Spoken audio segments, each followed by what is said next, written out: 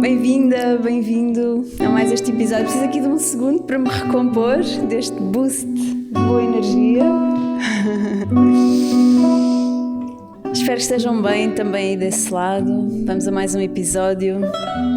Hoje tenho aqui uma convidada para conversar connosco, que é uma mulher das profundezas do amor.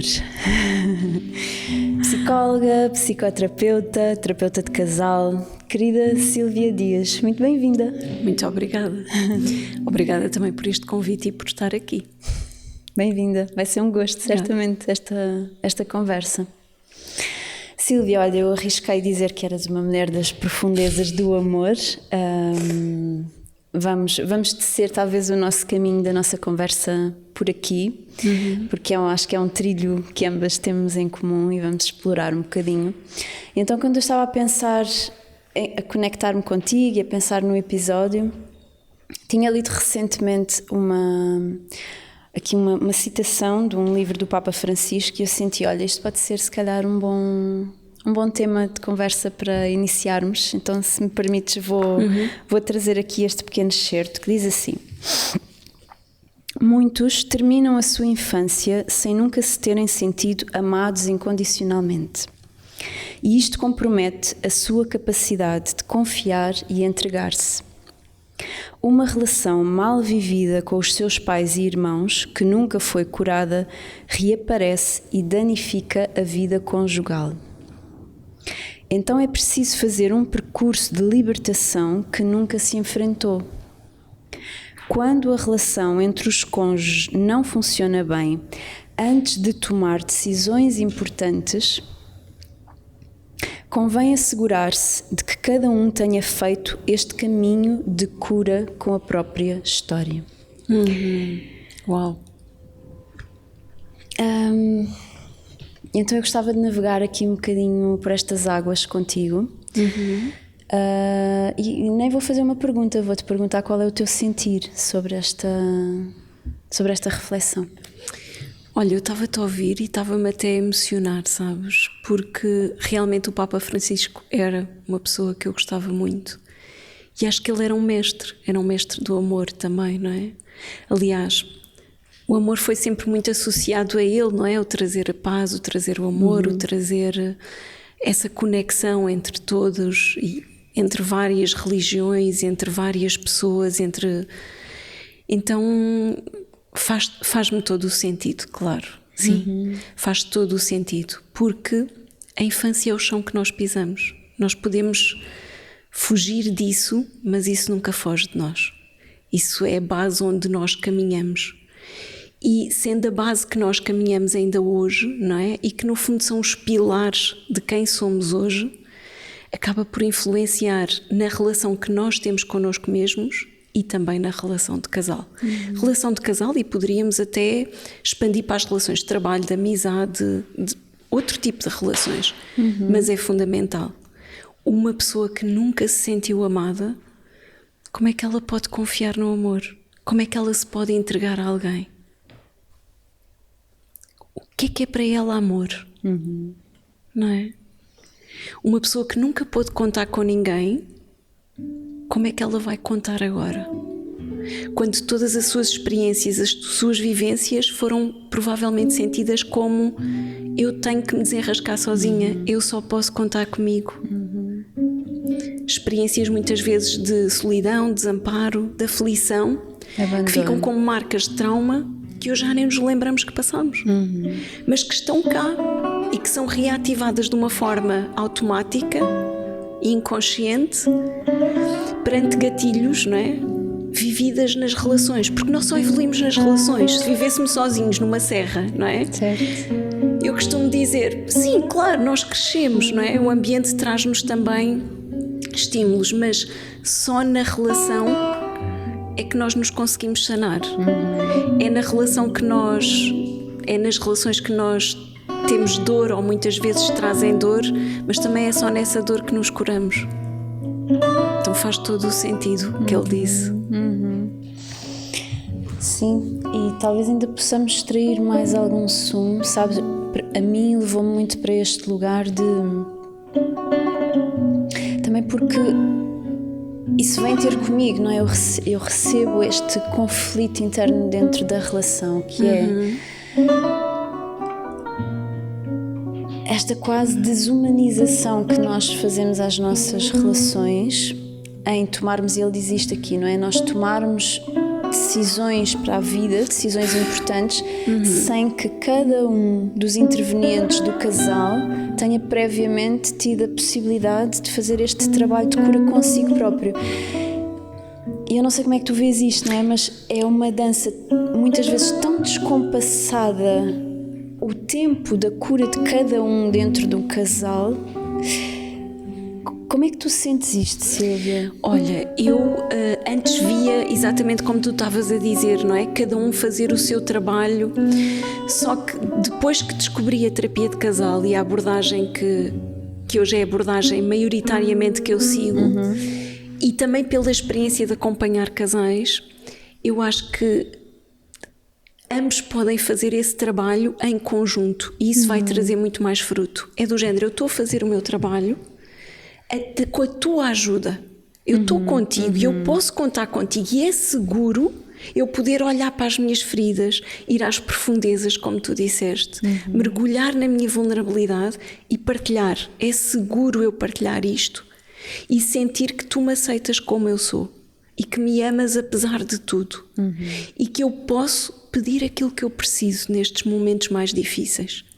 Então nós podemos fazer esse trabalho, mas é um trabalho do género sozinhos, no sentido de eu posso obviamente ter recursos, recursar-me, acolher as feridas, acolher as marcas do trauma, mas vou estar sempre sozinha, não é? Claro que depois há um risco de eu quero caminhar, mas quando chegas à relação, por mais trabalho que tu faças sozinha, tu vais reativar marcas na mesma, elas estão lá. E como é que o outro vai lidar com isso e como é que eu também reajo com isso? Então, como tu própria disseste, eu também vejo a terapia de casal e as relações amorosas como uma dança. A Sue Johnson, que é uma pessoa que eu admiro muito, que infelizmente já morreu ano passado, ela dizia que era uma dança, era um tango, não é? E que a música eram as emoções. E quando a música não é ouvida, ou seja, quando as emoções não são ouvidas de uns e de outros e acolhidas, o que acontece é que às vezes pisamos. E às vezes pisamos o outro, somos pisados e dizemos, olha, para lá que eu não quero dançar. Não é? Em vez de, olha, há aqui uma música em que não estamos a ouvir e não estamos sintonizados. Se calhar é importante sintonizarmos com isto. E muitas vezes acontece isso, não é? Eu já fui tantas vezes pisada por ti, por noutras relações, em que não há sintonização, que eu desisto. Porque eu acredito e quero acreditar que não é um desistir do amor. É porque a dor é tão grande que é demasiada para suster e para sustentar. Então, claro, há um fechamento. Há um fechamento. Isso também não quer dizer que outra relação vinda não seja uma nova oportunidade, porque todas as relações são uma nova oportunidade.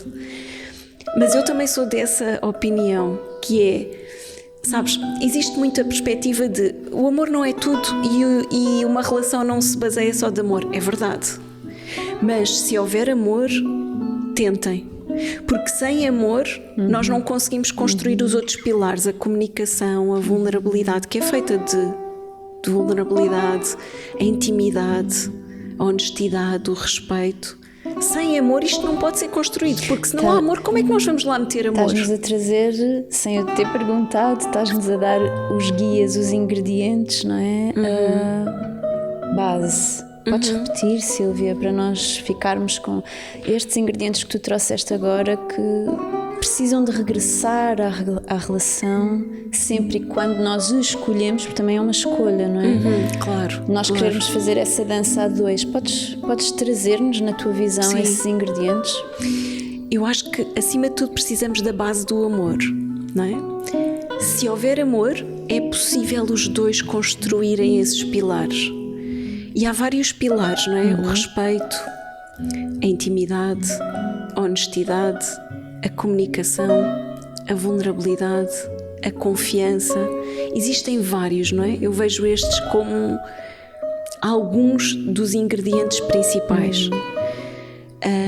Agora, nós podemos construir estes pilares, mas se não houver lá amor, isto pode ser uma relação de amizade. Então, eu também não sou daquela opinião de que o amor não sustenta. Sim, por si só ele não sustenta, mas é uma base para construir. Sim. E para metermos lá os outros, conseguimos colocar lá os outros ingredientes. Caso contrário, nós construímos esses pilares, mas tem que ser noutra base. Existe um amor diferente. E também é possível, e está tudo certo, não é? Agora, quando um casal, um dos elementos ou os dois me dizem, uma pergunta que eu faço é: tu amas esta pessoa? Estás comprometida? Se a pessoa diz: eu não sei, eu acho que também gosto de outra pessoa, eu não sei se estou disposta a investir, eu não sei se já amo ou eu não amo, então não há condições para fazer qualquer tipo de terapia de casal ou de trabalho, porque nós não vamos lá colocar, não é? Uma coisa é a pessoa estar com dúvidas porque a relação já traz um desgaste e uma exaustão enorme, não é? Mas e pode estar na dúvida: será que vamos conseguir? Será que não? Isto já nos distanciou tanto. A outra questão é: ok, mesmo sem isso. E tu crês, como terapeuta, na tua visão, tu crês que o amor é uma escolha? Mesmo todas essas neblinas e todas essas questões e os dilemas que surgem nas relações, não é? Porque a relação é um sistema de cura. Eu sinto que a relação é um sistema de cura, é um foguete de evolução, é um sistema de cura. Então vão surgir atritos, vão surgir questões, não é? E se nós não estamos internamente leais a essa escolha do amor, talvez possamos nublar um bocadinho as coisas. Tu sentes que o amor é uma escolha? Eu sinto que o amor é uma escolha, e no casal é uma escolha diária, mesmo nos momentos de neblina. Porque nós podemos, perante os momentos de neblina, desistir, ou afastar-nos um pouco mais, ou reagirmos, ou podemos escolher que, apesar de tudo, para além do afastamento, por detrás desse afastamento, por trás dessas reações, existem necessidades a serem pedidas. Existem aspectos a serem cuidados. É como se fosse um pedido de ajuda. E é importante ter esta consciência para poder escolher de uma forma consciente, olhar para além do afastamento, para além das reações e dizer: espera, isto está a acontecer, mas isto é um pedido de ajuda. E eu também sou responsável nesta relação para cuidar, para estar, não é? Então isto é uma escolha diária, e também é uma escolha diária nos bons momentos, porque às vezes os bons momentos está tudo bem e a rotina atropela-nos, não é? Os momentos de chegar, de olhar, de escutar, de dar um beijo sentido, de dar um abraço. As simplicidades. Simplicidades do dia-a-dia que, se calhar, numa fase inicial da relação, isso está muito presente, não é? Quando existe a paixão, mas depois, com o tempo e numa relação de longa duração, nós somos atropelados pela velocidade desta sociedade e do nosso dia-a-dia. E que é importante regressar ao estar de uma forma consciente e escolher todos os dias, nem que seja uma coisa, não é? Escolher amar de forma consciente. escolher dar esse amor de forma consciente. É preciso nutrir. Sim, concordo plenamente contigo. E tu trazias há pouco, Sílvia, o desgaste na relação que muitas vezes existe. Eu costumo pôr isto em termos visuais: a arena e o ringue.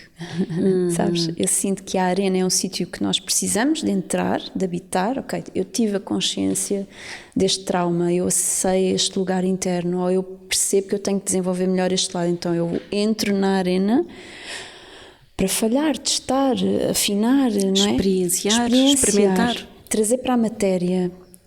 O ringue é aquele lugar onde eu entro para ganhar qualquer coisa porque estou à defesa, à partida. Sim. E as relações que estão muito danificadas, muito desgastadas, estão muitas vezes no ringue, não é? Sim. Eu cuido de mim, eu não quero, não é? Eu não me vou abrir mais, isto já... Arena, ringue, conciliação, perdão, abertura, entrega, como é que os casais chegam a essa reconciliação? Olha, eu diria que nós, mesmo sem darmos conta, vivemos num ringue. Podemos escolher começar a passar mais tempo na arena, que é diferente. Contudo, o mais importante é, mesmo que estejamos num ringue e os dois vão estar à defesa, é ver o que é que está por detrás dessa defesa, ou desse ataque, ou dessa desistência. Porque por trás disto há sempre uma pergunta que geralmente os casais não fazem, mas que está por detrás dessas reações, que é: tu estás aí para mim? Eu posso contar contigo? Independentemente de tudo, independentemente de quem eu seja, daquilo que eu faça, eu posso confiar em ti. Tu vais mesmo amar-me? Porque todos nós temos inseguranças. Todos nós temos uma história que traz muitos medos. Só que nós também, individualmente, estamos muito desconectados das nossas emoções, especialmente as mais vulneráveis, como por exemplo o medo, não é? A tristeza. Quando nós temos medo, o que é que nós expressamos? Raiva, frustração, não é? Porque quando eu estou à defesa, eu estou a sentir medo de alguma coisa. E como é que eu faço? Eu ataco através da frustração. Eu expresso esse medo através da raiva ou da frustração. Ou defendo-me, não é? Mas eu nunca vou dizer que eu estou com medo. Se eu estou com medo, não é? Então é olhar para além disso e dizer: ok, nós estamos a entrar no ringue, mas eu sei que na verdade nós queremos, o que está aqui é uma vontade de ir para a arena. E quando tu vais para a arena, eu vou estar contigo, eu vou estar lá para ti, mesmo que tu te esfoles, mesmo que tu caias 100, 10, 1000 vezes, eu estou aqui para ti. E quando nós sentimos que alguém está cá para nós, aqui a questão da corregulação,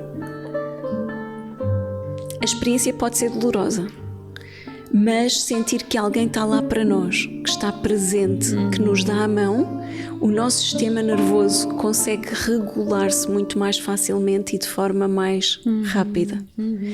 Do que, ok, nós estamos aqui ataque-defesa e mesmo assim eu não quero jogar ou não quero lutar contigo e eu vou para a arena.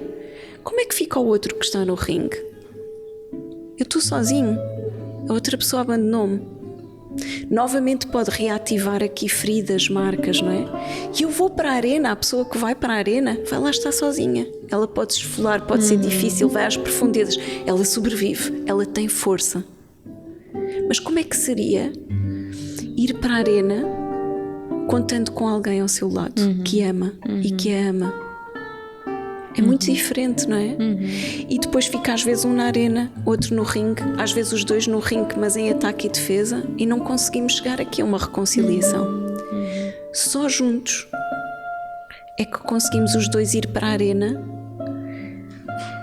e ir já num início de uma reconciliação. Claro que depois, no final da arena, essa reconciliação e essa relação vai sair mais fortalecida, porque as minhas células, o meu corpo, o meu sistema nervoso já experienciou que nos momentos difíceis, afinal, se calhar, pela primeira vez, eu posso contar com alguém. Se calhar eu não tenho que lidar com todas as minhas emoções avassaladoras sozinha. E isso é de uma coisa, sabes? Agora até me estou a arrepiar toda, porque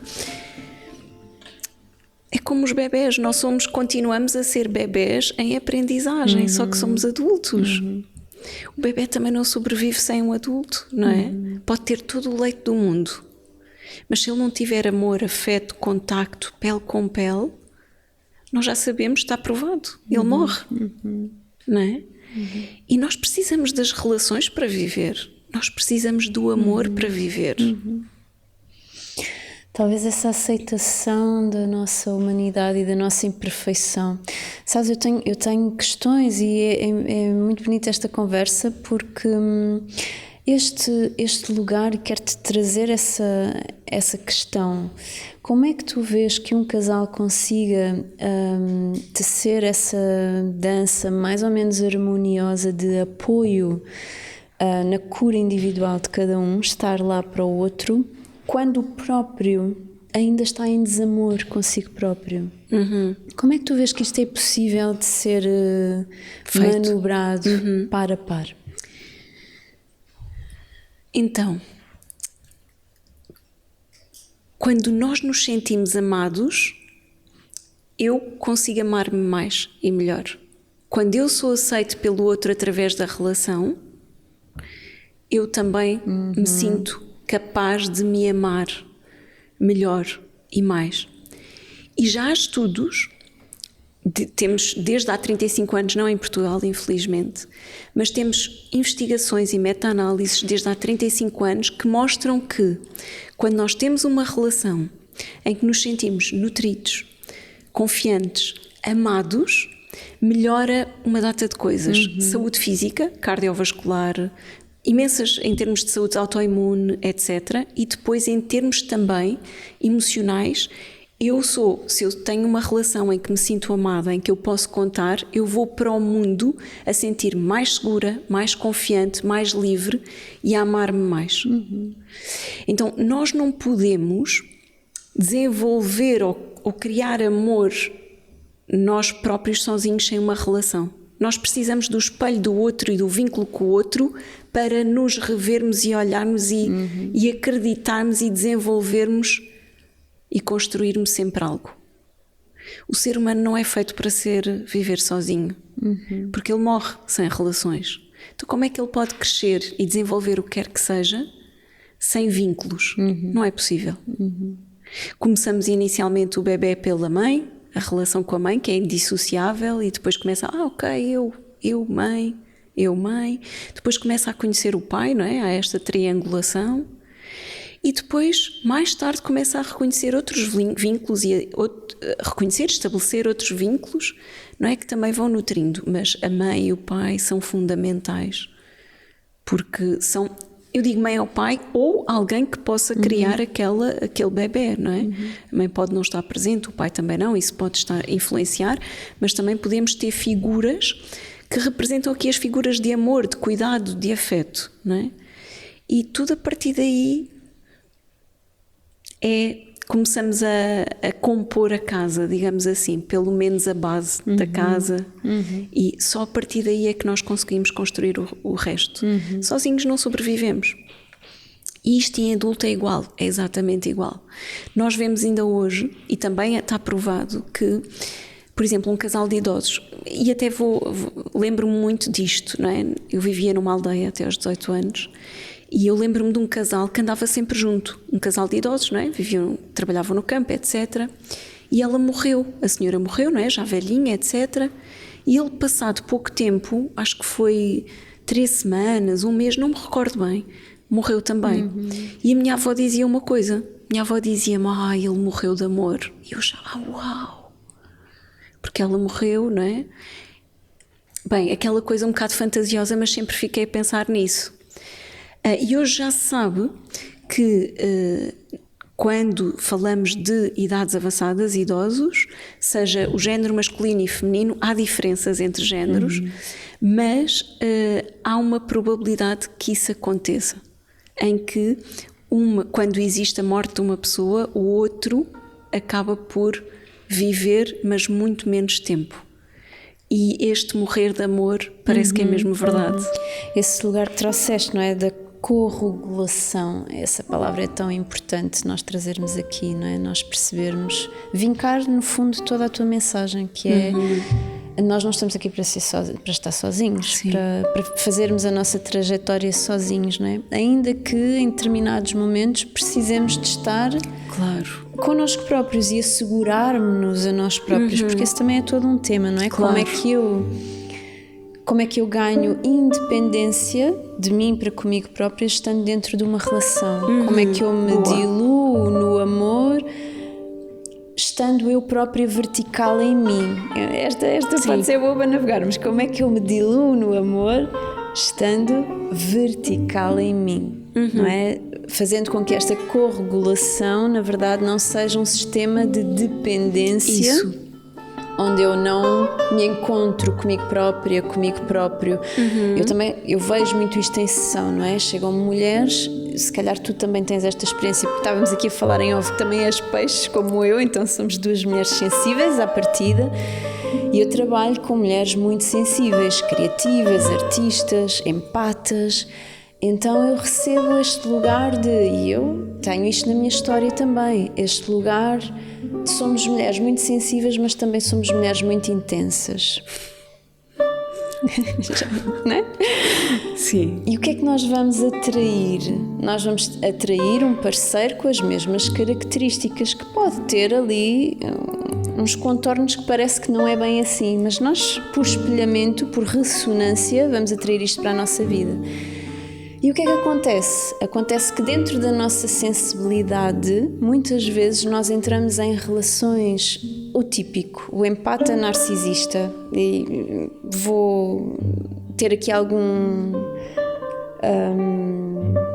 contenção para trazer esta generalização, porque hoje em dia também tudo é narcisista e tudo, não é? Então, mas este clássico, o empata narcisista, a mulher que é muito sensível, que é muito empática com a dor do outro, que tem muita compaixão, que é muito criativa, que tem muita luz, que tem muita capacidade de conexão. E por outro lado, o homem, que no fundo tem o seu processo com o pai por ser trabalhado, cumprido, que nunca foi reconhecido, visto com o pai, e que é um terreno fértil, obviamente, para desenvolver estes traços, digamos assim, narcísicos, não é? Então já estou a alongar-me muito, mas para contextualizar, não é? Este lugar da necessidade, agora falando aqui do feminino, da necessidade da mulher aprender a verticalizar-se, não se diluindo dentro deste contexto, não é? Porque sensibilidade e intensidade muitas vezes caminham juntas e nós temos alguma dificuldade em reconhecer isto. Não é? Eu sou muito sensível, sou muito... Tudo é o potência, outro lado, não é? E o outro lado que está aí, que vai atrair esta característica. Então, este valor também de caminhar junto, mas de fazer este caminho de encontro consigo próprio. Sílvia, já me estendi. Não faz mal. Eu quero é ouvir-te a ti. Olha, na verdade, nisso tudo que tu estavas a dizer, bem, tem tanta coisa, tem muita coisa. Vou dizer aqui uma frase que talvez seja um bocadinho provocatória e chocante para o mundo que nós vivemos.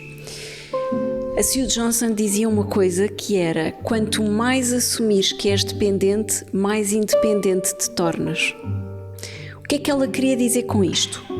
Nós vivemos tempos em que parece que estamos obcecados com a independência. Tens que ser independente e fomos educados para isso.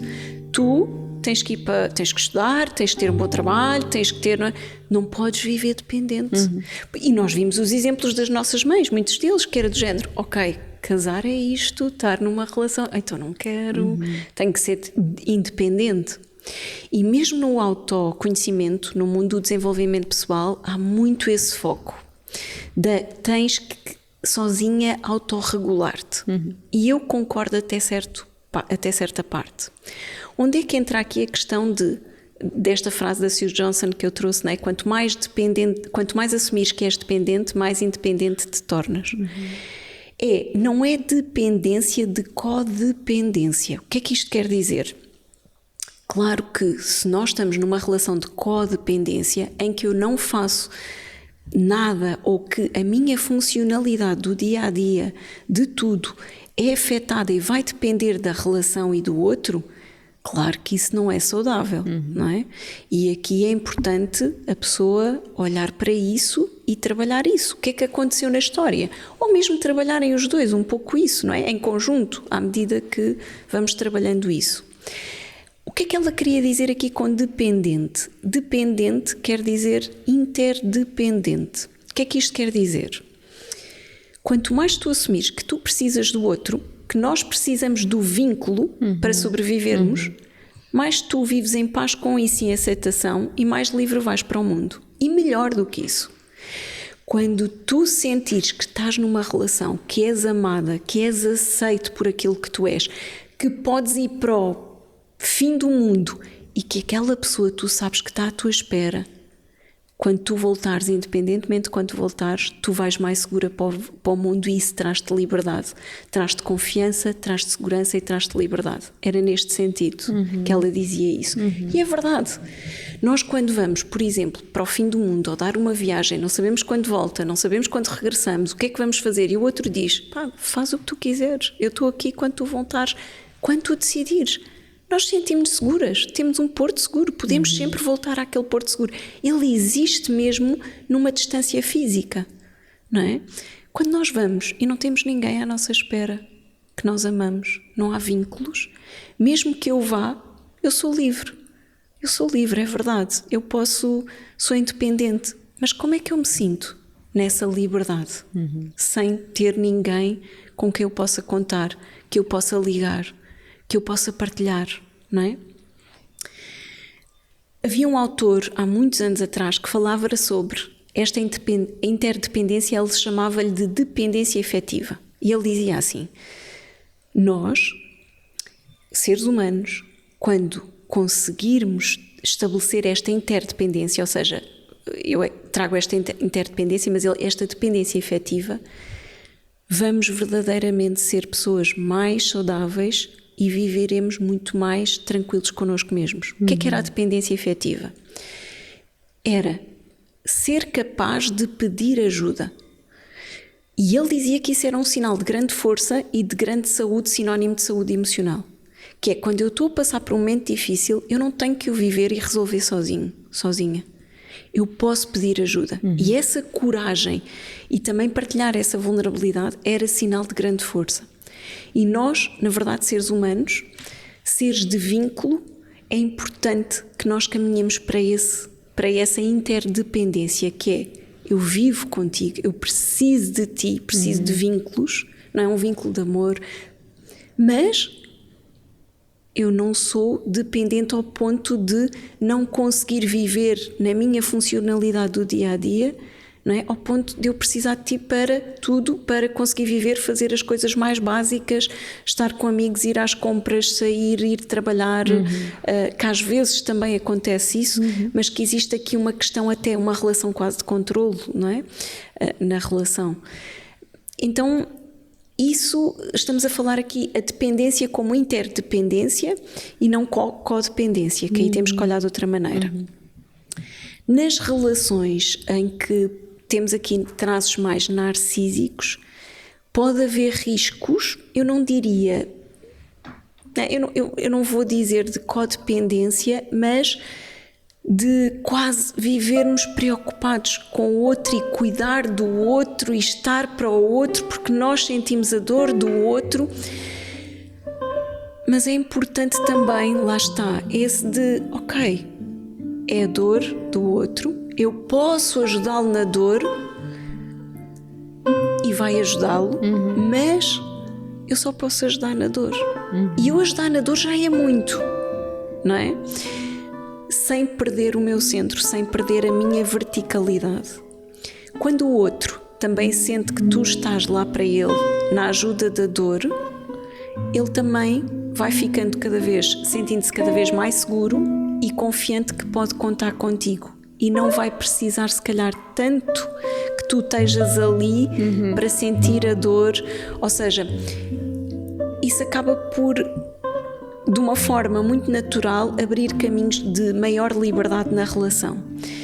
Não estamos a falar de narcisismo, não é? Dessa patologia. Certo, não estamos a falar de patologias. Não estamos a falar de psicopatologia, não. exatamente. Estamos a falar de... Porque aí já é diferente e temos que olhar para a relação, claro, e olhar para cada pessoa. Sim.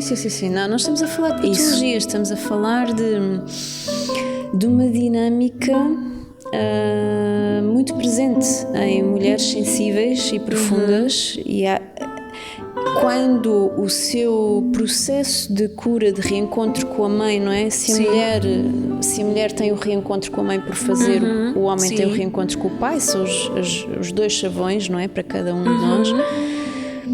Quando este trabalho ainda não está desenvolvido, não é? E há esta sensação de abandono de alguma forma ainda dentro do meio interno da mulher, muitas vezes ela vai diluir-se e vai perder-se nesta relação com esta característica, não é? Mais manipuladora, mais dominadora, digamos assim, não é? Quando não existe uma sanação com a mãe, a relação da mulher com ela mesma, ela ainda não é capaz de ser vertical e de dar-se ou de tentar dar-se e acolher todas as suas partes. Esse é o ponto, Sílvia, que eu queria chegar contigo. Okay. Este é o ponto, porque como é que nós fazemos acontecer o encontro de dois seres que ainda não estão sanados com esta matriz de ambos os lados, não é? Este é o ponto que eu sinto que é delicado para nós. Eu não sei se tens essa experiência, mas eu em sessão, e é uma dó, eu vejo famílias a desfazerem-se precisamente por isto, não é? Porque a dança está descompassada e normalmente a mulher está um passinho mais à frente por naturalmente ser mais aberta à espiritualidade, à busca de si própria, não é? A dança está descompassada e então faltam recursos aqui, não é? Faltam recursos para percebermos que nós estamos a lidar com um padrão, não é? Estamos a lidar com algum trauma interno, ainda que possa ser leve, mas este lugar do encontro com a mãe, do encontro com o pai, então há aqui uma ausência de vínculo que não tem a ver com a falta de vontade do encontro do casal, não é? Tem a ver com a dificuldade de reunir competências, ferramentas, inspiração, guiança, não é?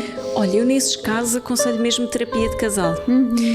E porque isso, imagina, aquilo que tu estás a dizer cria um padrão na relação, não é só o padrão dela, não é só o padrão dele, mas esses padrões estão cá, nestas duas pessoas, que acabam por ter um vínculo, por mais que a gente diga que não há um vínculo, existe, não é? Mas está muito, sim. Pode até estar muito distanciado, muito afastado, muito deteriorado, porque isto vai desenvolver um padrão na relação. E esse padrão da relação é que precisa de ir ser sanado. Exato. E esse padrão só pode ser sanado quando ele está presente. Quando é que ele está presente? Quando duas pessoas estão presentes na consulta, o casal. Caso contrário, individualmente, eles podem estar a tentar fazer os possíveis e fazem, eu acredito.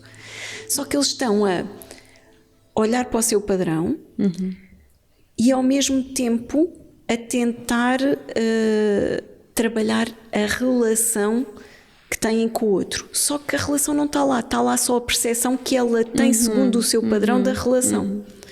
E o outro faz a mesma coisa. O que é que acontece? Quando eles estão, cria-se esse padrão, que geralmente nós chamamos de padrão negativo, ciclo negativo, só para dizer que o inimigo não é o outro, a questão que está aqui é o padrão que estão a estabelecer é que não é bom. Porquê? Porque vos está a criar desconexão, afastamento, mágoa, dor, etc. O que é que nós fazemos em terapia de casal?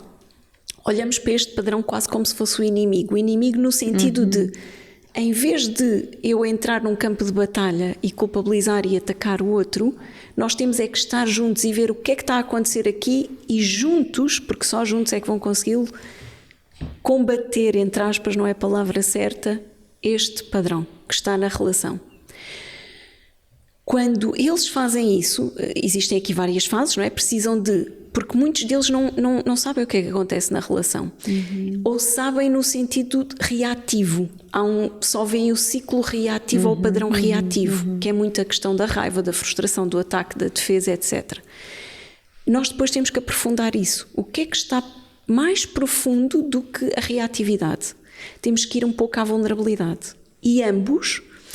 Na vulnerabilidade começam a reconhecer-se e a reconectar-se nessa vulnerabilidade e a entender que por trás de determinada reação há aqui algo muito vulnerável. E começa a acolher isso e, quando saem da ação, começam a ver para além da reatividade. Começam a entender o padrão da relação. Quanto mais um faz isto, imaginemos, quanto mais eu te ataco, que no fundo eu estou só com medo, mas quanto mais eu vou atacar e criticar-te e sei lá, mais o outro, às vezes acontece isto, se afasta, porque o outro também quer proteger de danos, quer tentar proteger a relação de danos e mais se afasta, e quanto mais ele se afasta com receio que a relação fique com mais danos, mais eu começo a ter medo de a ficar inseguro ou insegura e mais eu te vou criticar, é a minha forma de pedir ajuda, e quanto mais te critico, mais te afasto, e gera-se um ciclo que eles não saem dali, ficam presos. Quando eles entendem esse ciclo reativo e o ciclo vulnerável que está aqui, que é muito emocional e também sexual, ok? Que no fundo é a mesma coisa, não é? Eles começam a pensar, ok, não és tu, não sou eu, há aqui este ciclo e nós temos que estar juntos e é a única forma de parar este ciclo e de olhar para ele de uma outra forma. Quando isto começa a acontecer, existe uma desescalada assim, do padrão. Começa a ficar mais tranquilo e eles começam a olhar-se de forma diferente. O percurso ainda não termina aqui, o caminho. Depois disso, já há terreno seguro para descermos mais uns metros na profundidade e ir ainda mais à vulnerabilidade. Então, pegamos em cada um deles e convidamos-lo a mergulhar um pouquinho mais fundo, com o outro presente. E depois o outro mais profundo consegue dar-se conta do que é que está a acontecer dentro dele, que é muito profundo, que nunca se deu conta, que vem de muito lá atrás às vezes, e consegue, arriscando e com receio de ser rejeitado, abandonado, partilhar isso de forma vulnerável e pedir ao outro o que é que precisa. E quando o outro vê a tamanha vulnerabilidade que existe ali, reconecta-se. Porquê? Porque se vê na vulnerabilidade do outro e consegue dar ao outro aquilo que precisa. No fundo, eles acabam por construir um padrão positivo. Podíamos dizer assim. Dói-me a tua dor. Não percebi, desculpa. Dói-me a tua dor. Dói-me a tua dor. Dói-me a tua dor. Eu reconheço a tua dor. Eu vejo a tua dor. Conseguem ver isso. E quando o outro se sente visto, reconhecido, acolhido na dor, aproxima. Só na vulnerabilidade é que conseguimos essa conexão e essa proximidade. Bom, não faz falta mais reforçarmos que a palavra-chave desta conversa é vulnerabilidade, não é? Vulnerabilidade. E também trouxeste aqui para fechar, Sílvia, para reforçar este também, a necessidade escondida, não é? Nós termos isto em mente, ficarmos com estes presentes que nos deixas aqui, não é? De que o encontro não é possível sem a vulnerabilidade e de que muitas vezes quando nós estamos dentro destes ciclos que não sabemos bem o que fazer com isto, nem como romper, não é? Nem como sair daqui, nem como pedir ajuda muitas vezes, podemos simplesmente conectar-nos com esta ideia de que há uma necessidade escondida por trás desse profunda, aparente caos, abuso, não é? E sabes que nesse encontro, nessa conexão na vulnerabilidade, sanam-se muitos aspectos no feminino e no masculino, do pai com a mãe, porque eles começam a olhar-se de uma forma diferente. E quando eu te olho para ti, já nesse lugar eu também me reconheço em mim, que eu posso e sou capaz de. Então é muito bonito. Eu costumo dizer que sou mesmo muito abençoada por nós somos, tu sabes, por é um privilégio poder presenciar a vulnerabilidade de cada um e poder presenciar essa vulnerabilidade no casal. É das coisas mais bonitas e comoventes que lindo, que eu acho que já presenciei. É o amor. Querida Sílvia, vamos terminar assim. Gratidão por esta conversa tão bonita.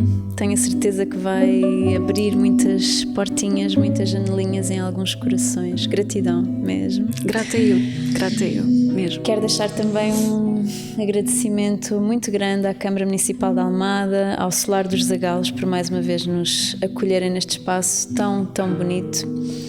Aos nossos músicos hoje, André Miguel Santos, Bruno Mira, obrigada pela vossa inspiração. E a vocês que estão desse lado, quero deixar-vos o convite, se sentirem, subscrevam o canal, deixem as vossas partilhas, os vossos comentários. Para nós é importante também sabermos o que é que vos toca, o que é que fica desse lado. Um grande até já e muito obrigada por estarem aí.